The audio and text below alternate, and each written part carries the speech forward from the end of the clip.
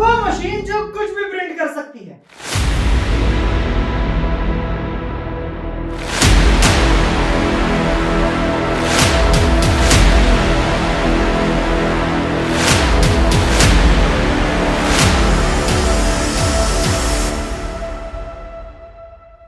तो इस मशीन के बारे में बताने से पहले मैं आपको कुछ इस मशीन के रिजल्ट दिखा देता हूँ। सो ये मशीन बेसिकली कितना भी बड़ा 3D मॉडल प्रिंट कर सकता है अगर पार्ट पार्ट में निकाला जाए तो। जैसे मैंने ये डॉक्टर बाबा साहब अम्बेडकर जी का 5 फीट बड़ा मॉडल बनाया था, ये पूरा मॉडल पार्ट पार्ट में है और अगर छोटा बनाने की बात करें तो ये कुछ ऐसा दिखता है। तो ये तो सिर्फ रिजल्ट है। तो चलो अब हम बात करते हैं मशीन के बारे में कि ये मशीन कैसे 3D प्रिंट बनाती है, इस मशीन में कौन सा फिलामेंट यूज होता है, इस मशीन की प्राइस क्या है और इस मशीन से क्या आप एक बिजनेस बना सकते हो या नहीं। तो चलो वीडियो शुरू करते हैं। तो यह है इलिगो नेपच्यून 4 मैक्स जो कुछ महीनों पहले टॉप मॉडल था, लेकिन अभी कुछ बड़े प्रिंटर्स आ चुके हैं जो एक साथ 4 फीट बड़ा या उससे भी बड़ा मॉडल प्रिंट कर सकते हैं। यानी जो मेरा टॉप मॉडल था वो एक साथ प्रिंट कर सकते हैं।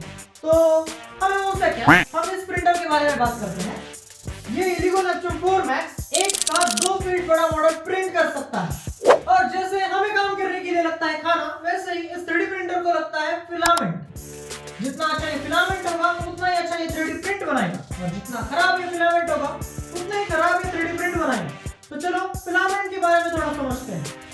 तो पूरे मिलाकर 10 टाइप के फिलामेंट होते हैं जो आपको इधर दिख रहे होंगे, लेकिन आप लोगों से मतलब नहीं क्योंकि मैं यूज करता हूँ PLA यानी पॉलास्टिक एसिड। हाँ वैसा ही कुछ PLA बेस्ट रहता है बिगिनर्स के लिए, ये इको फ्रेंडली रहता है और इजी टू यूज रहता है। हाँ वैसा ही कुछ, और मोस्ट ऑफ टाइम में ये यूज करता हूँ क्योंकि दूसरे फिलामेंट मेरे पास है नहीं। और सबसे बड़ी बात, आपका 3D प्रिंट इस फिलामेंट के ऊपर ही डिपेंड है। अगर आपका ये फिलामेंट कमजोर होगा तो आपका 3D प्रिंट भी कमजोर होगा। हाँ बस इतना ही। तो अब हम जानेंगे कि ये मशीन 3D प्रिंट कैसे बनाती है और उसके बाद हम जानेंगे कि इस मशीन से क्या हम एक प्रॉफिटेबल बिजनेस बना सकते हैं या फिर नहीं। तो ये machine layer by layer printing करती है और जितना आपका लेयर छोटा होगा उतना ही डिटेल मॉडल बनेगा। तो चलो सिंपल में समझते हैं।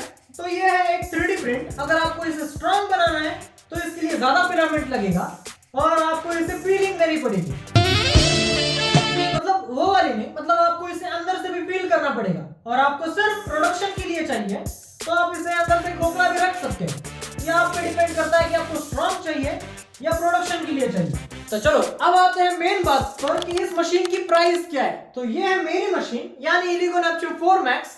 इसकी प्राइस है 40,000 और अगर आपको 40,000 के नीचे प्रिंटर्स चाहिए तो आपको कई सारे प्रिंटर्स मिलेंगे, जैसे बैम्बू लैब A1 मिनी 17,000 में मिलेगा, क्रिएलिटी अंडर 3V2 25,000 में मिलेगा, इलिगो नेपच्यून 3 प्रो 28,000 में मिलेगा और कई सारे प्रिंटर। ऐसा लग रहा है मैं खुद बेच रहा हूँ।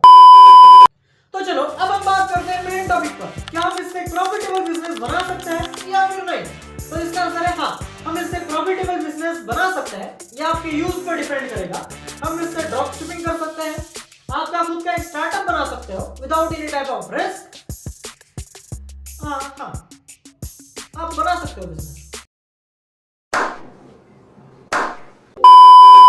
और एक मेन बात शायद कोई दूसरे ना बताए कि इस मशीन से डायरेक्टली मॉडल कभी मत बेचना, क्योंकि इस मशीन से जो मॉडल बनते हैं वो लाइट वेट रहता है। उसमें उसके अंदर कितनी भी फीलिंग रहे लेकिन वो लाइट वेट रहता है, जिससे वो मॉडल चीप लगेगा।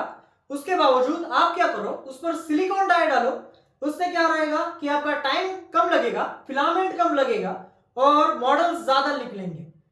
हाँ बस यही जो मैंने मिस्टेक से सीखा। मैं ज्यादा क्वांटिटी में मॉडल बनाता था, लेकिन अभी एक ही मॉडल को सिलिकॉन करके ज्यादा मॉडल बनाता हूँ, जिससे मेरा टाइम भी बचता है और मेरा फिलामेंट भी।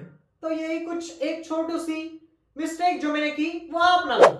तो चलो मैं थक गया हूं। तो अगर आपको इस मशीन के बारे में और जानना हो तो कमेंट सेक्शन में जरूर बताना। और for more this type of content don't forget to subscribe this account और लाइक भी करना। तो चलो मैं चलता हूं।